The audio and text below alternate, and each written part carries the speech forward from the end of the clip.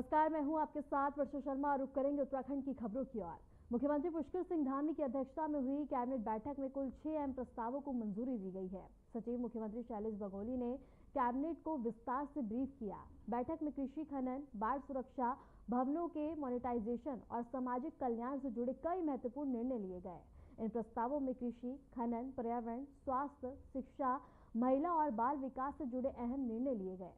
बैठक में जैव प्रौद्योगिकी परिषद से जुड़े मामले में कैबिनेट ने बड़ी स्वीकृति दी है और इसके साथ ही केंद्रों में पहले से सृजित 40 पदों के संचालन के लिए नियमावली को मंजूरी दे दी गई है। वहीं हाईकोर्ट के निर्देशों के तहत खनन विभाग में 18 नए पदों को सृजित करने की भी स्वीकृति प्रदान की गई है। किलोमीटर की लंबाई में जो फ्लड प्लेन जोनिंग का पूर्व में अधिसूचना हुई थी, उसमें आपत्तियां आदि मांगी गई थी, उसका अंतिम नोटिफिकेशन करने के लिए आज विभाग माननीय मंत्रिमंडल में आया था, जिसमें माननीय मंत्रिमंडल द्वारा इसको फ्लड प्लेन जोनिंग को अनुमति दी गई। इसके अतिरिक्त जो पूर्व में देहरादून में जो फ्लड प्लेन जोनिंग की गई है रिस्पना बिंदाल आदि में, उसमें निम्नलिखित कार्य किए जा सकेंगे, ये भी आज अनुमति दी गई। एसटीपी का निर्माण कार्य, इस फ्लड प्लेन जोन के अंतर्गत एसटीपी का निर्माण कार्य, रोपवे के टावर का निर्माण कार्य, मोबाइल टावर का निर्माण कार्य, हाई टेंशन की विद्युत लाइन, विद्युत ट्रांसमिशन के टावर को बनाने के लिए और एलिवेटेड कॉरिडोर जो बनना है उसकी नींव और जो उसकी उप संरचनाएं हैं उसको बनाने के लिए आज माननीय मंत्रिमंडल द्वारा अनुमति दी। ग्राफिक्स के जरिए से बताते हैं कि इस कैबिनेट बैठक में कौन से अहम प्रस्तावों पर मोहर लगी है। इसमें रोजगार से लेकर बाढ़ सुरक्षा तक बड़े फैसले लिए गए हैं। इसके साथ ही नजर डालते हैं उन फैसलों पर और कृषि क्षेत्र को मजबूती देने के लिए 40 पद सृजित और कृषि कल्याण विभाग में कामकाज और बेहतर बनाने के उद्देश्य से 40 नए पदों का सृजन किया गया। इसमें विभागीय योजनाओं के क्रियान्वयन में तेजी आएगी और ग्रामीण क्षेत्रों में रोजगार के अवसर भी बढ़ेंगे। इसके साथ ही बागेश्वर में खनन निरीक्षण के लिए 18 पद बढ़ाए गए। हाईकोर्ट के निर्देशों के अनुपालन में बागेश्वर जनपद में खनन गतिविधियों पर सख्ती और बेहतर निरीक्षण के लिए 18 अतिरिक्त पदों को मंजूरी दे दी गई है। यह कदम पर्यावरणीय संतुलन बनाए रखने की दिशा में अहम माना जा रहा है। इसके साथ ही बाढ़ सुरक्षा के लिए 5 निर्माण कार्यों को मंजूरी मिली है। उत्तराखंड बाढ़ मैदान परिसीमन 2012 के तहत बता दें कि बैराज से भट्टा फॉल तक बाढ़ से बचाव के लिए 5 निर्माण कार्यों को मंजूरी दे दी गई है। इससे देहरादून समेत आसपास के क्षेत्रों में बाढ़ के खतरे को काफी हद तक कम किया जा सकेगा। इसके साथ ही पीडब्ल्यूडी के 5 गेस्ट हाउस अब पीपी मॉडल पर लोक निर्माण विभाग के 5 विश्राम गृह को पीपी मोड पर निजी क्षेत्र को सौंपे जाने की अनुमति दे दी गई है। इसका उद्देश्य इन भवनों से राजस्व अर्जन को बढ़ावा और बेहतर सुविधाएं उपलब्ध कराना है। आबकारी अधिनियम में महिला कल्याण के लिए नियमावली तैयार की गई। आबकारी अधिनियम के तहत वसूले जाने वाले 1% सेस को अब महिला और बाल विकास योजनाओं में प्रभावी ढंग से खर्च करने के लिए नियमावली तैयार कर दी गई है। इससे महिला सशक्तिकरण से जुड़ी योजनाओं को और भी मजबूती मिलेगी।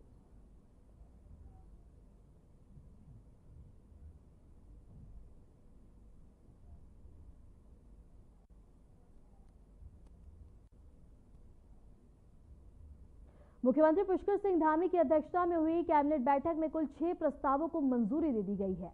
बैठक के बाद कैबिनेट के फैसलों की जानकारी सचिव शैलेश बघौली ने दी। कृषि और कृषि कल्याण विभाग में 40 नए पद सृजित किए गए। वहीं हाईकोर्ट के निर्देश पर बागेश्वर में खनन कार्यों की निगरानी के लिए 18 पद बढ़ाए गए हैं। इसके अलावा बता दें कि आसान बैराज से फॉल तक बाढ़ सुरक्षा से जुड़े 5 निर्माण कार्यों को मंजूरी दी गई है। साथ ही पीडब्ल्यूडी के 5 गेस्ट हाउस पीपी मॉड से बता दें कि मॉडिफाइड किए जाएंगे। महिला और बाल विकास मिलने वाले 1% सेस के उपयोग के लिए नियमावली भी तैयार की गई है।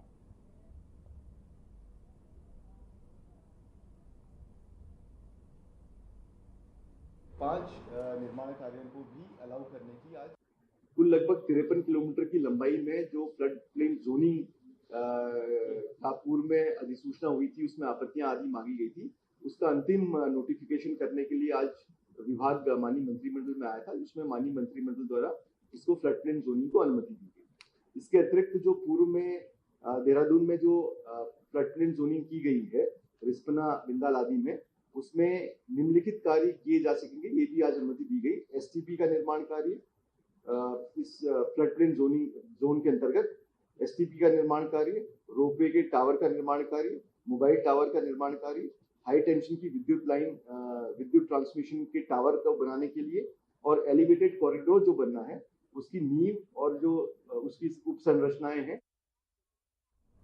लोकसभा अध्यक्ष ओम बिरला 12 जून को मसूरी के लाल बहादुर शास्त्री प्रशासन अकादमी जाएंगे। वहां वो देश भर में आए अधिकारियों से मिलेंगे और उन्हें संबोधित भी करेंगे।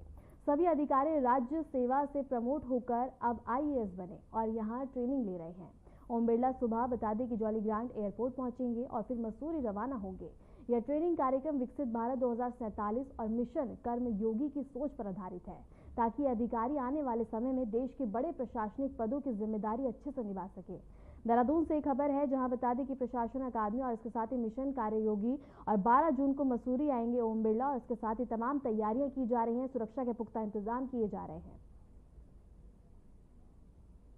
उत्तराखंड में हर साल गर्मियों में बता दें कि सैकड़ों हेक्टेयर जंगल वन अग्नि घटना से राख हो जाते हैं, लेकिन इस साल वन अग्नि की घटना बेहद कम नजर आई है, जो कि राहत रही।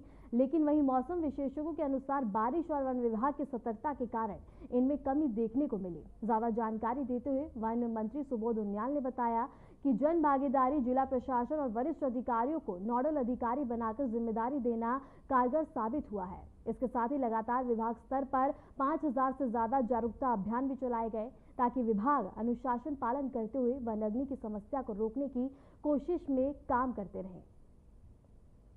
हम तो अभी भी वनाग्नि सीजन में ही चल रहे हैं। भोर वाली कृपा थी कि बरसात हुई और वनाग्नि की घटना अभी तक बहुत कम हुई है, लेकिन अलर्ट मोड में हम हैं और हमारे अधिकारी पूरी तरह से इसको लेकर के गंभीरता के साथ काम कर रहे हैं। जी निश्चित रूप से 5000 से ज़्यादा जागरूकता अभियान चलाए गए हैं। जितने हमारे वन दरोगा हैं उनका एक सेक्शन होता है, हर सेक्शन में लगातार जागरूकता अभियान चलाने के निर्देश हैं और उसका पालन हो रहा है। फिलहाल रुकते एक छोटे से ब्रेक के लिए, बने रहे हमारे साथ।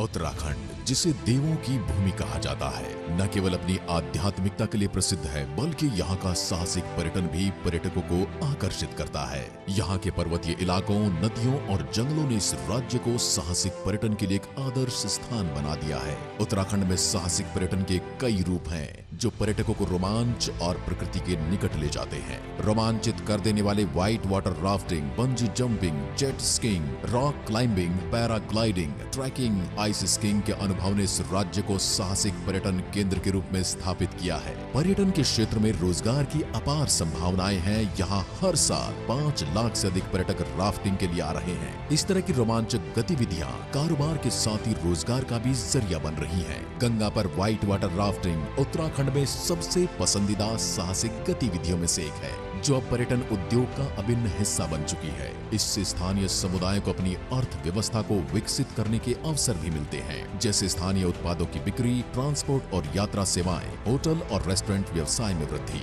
मुख्यमंत्री जी के निर्देश पर पहली बार उत्तराखंड पर्यटन विभाग ने महिलाओं को white water river rafting guide का प्रशिक्षण दिया है। साहसिक पर्यटन की दुनिया में महिलाएं भी राफ्टिंग प्रशिक्षक के रूप में अब एक नई पहचान बना रही है। राज्य सरकार के साथ साथ विभिन्न गैर सरकारी संगठन उन्हें प्रशिक्षण दे रहे हैं। तकनीकी कौशल प्राप्त करने के बाद महिलाएं राफ्टिंग प्रशिक्षक के रूप में अपना करियर बना रही हैं। केंद्र सरकार ऋषिकेश में अत्याधुनिक राफ्टिंग बेस बनाने के लिए 100 करोड़ रुपए का निवेश कर रही है। राफ्टिंग संचालन को सुव्यवस्थित करना, आधुनिक सुविधाओं के साथ पर्यटकों के अनुभव को बेहतर बनाना, उत्तराखंड का साहसिक पर्यटन न केवल अद्भुत अनुभवों से भरा है, बल्कि यह पर्यटकों को सांस्कृतिक और प्राकृतिक समृद्धि के साथ जोड़ता है। आप यात्रा की योजना बनाएं और साहसिक गतिविधियों में भाग लें।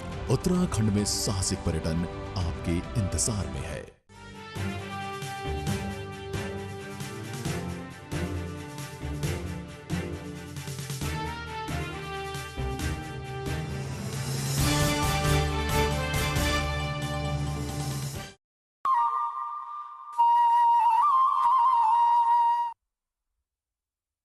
ब्रेक के बाद स्वागत है। खबरों में आगे बढ़ते हैं। उत्तराखंड में बनने जा रही खेल विश्वविद्यालय को देश का सर्वश्रेष्ठ मॉडल बनाने की तैयारी लगातार की जा रही है। खेल मंत्री रेखा आर्या ने कहा कि देश में जितने भी खेल विश्वविद्यालय स्थित हैं, उन सभी का मॉडर्न और उनके कोर्स और स्टाफ स्ट्रक्चर का अध्ययन करके प्रदेश में खेल विश्वविद्यालय का बेस्ट मॉडल तैयार किया जाएगा। उपरांत में हम लोग लगातार इस प्रयास में हैं कि अपने प्रदेश में चाहे वो चैम्पियनशिप हो, चाहे वो नेशनल गेम्स हो, चाहे वो इंटरनेशनल मैचेस हो, चाहे वो एशियन मैचेस हो, वो होवें और वे लगातार उसके बाद से अपने यहाँ आहूत किए जा रहे हैं।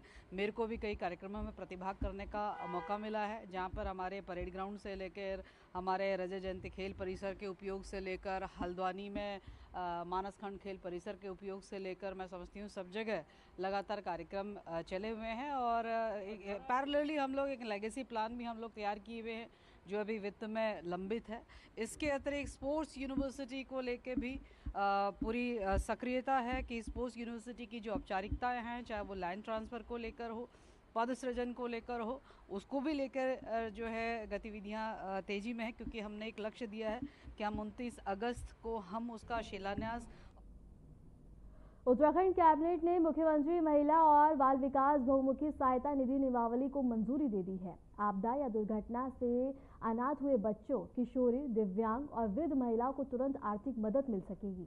यह फंड अंग्रेजी शराब पर सेस लगाकर जुटाया जाएगा। कैबिनेट मंत्री रेखा आर्या ने बताया कि 5,000 तक की मदद ब्लॉक स्तर से दी जाएगी। कैबिनेट में एक महत्वपूर्ण विषय जो काफ़ी समय में प्रत्याशा में था, जहाँ पर हमारे स्पोर्ट्स डिपार्टमेंट से लेकर और साथ ही महिला कल्याण कोष के रूप में आबकारी से प्रति बोतल 1 रुपये सेस के रूप में या अतिरिक्त शुल्क के रूप में एक कोष क्रिएट किया जाएगा।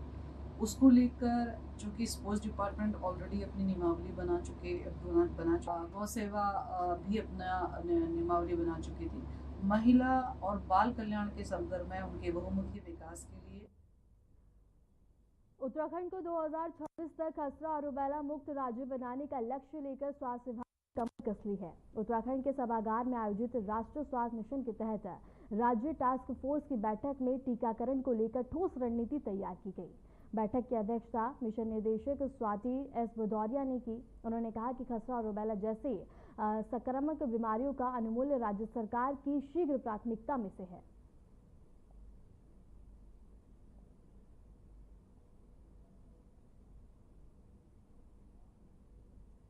रामनगर में आज लोगों का गुस्सा सड़कों पर साफ नजर आया। बढ़ते अपराध, भीषण ट्रैफिक जाम और प्राधिकरण की मनमानी से परेशान होकर कांग्रेस कार्यकर्ता सड़क पर उतर आए और जोरदार प्रदर्शन किया। लोगों का कहना है कि प्रशासन सुन नहीं रहा, इसलिए अब आवाज उठाना जरूरी हो गया है।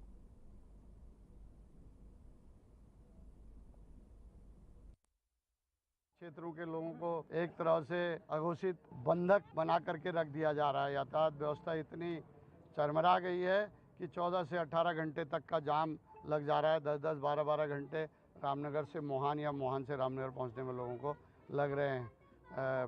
परसों की ही बात है कि पिथौरागढ़ तक का ट्रैफिक जो है इस रूट पे डाल दिया गया और जिससे रात के 11:30 बजे तक जाम की स्थिति रही। मुझे खुद टोटाम से रामनगर आना था तो मैं टोटाम से बेताल घाट गया। बेताल घाट से जो है डॉन परेवा और अमगढ़ी होते हुए जो है रात को 12:15 बजे रामनगर पहुंच। फिलहाल एक छोटे से ब्रेक के लिए बने रहे हमारे साथ।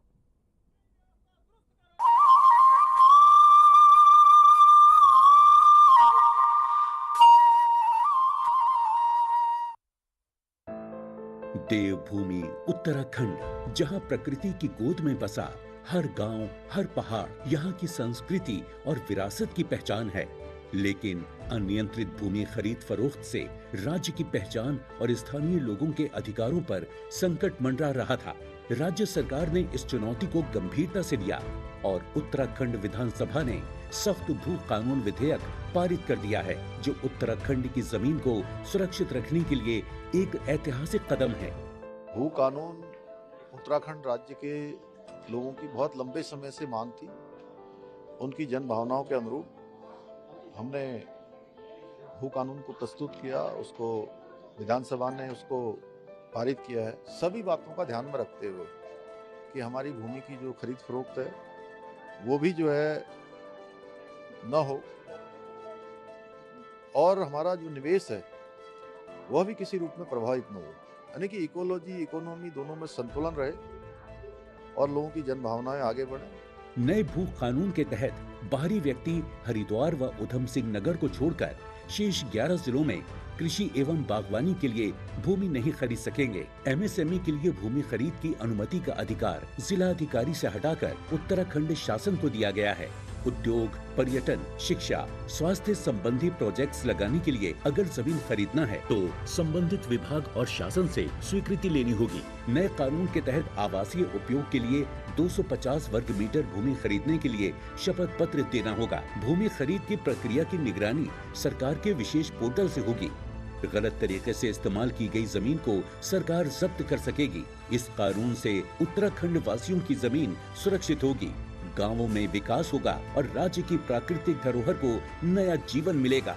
सेवा, सुशासन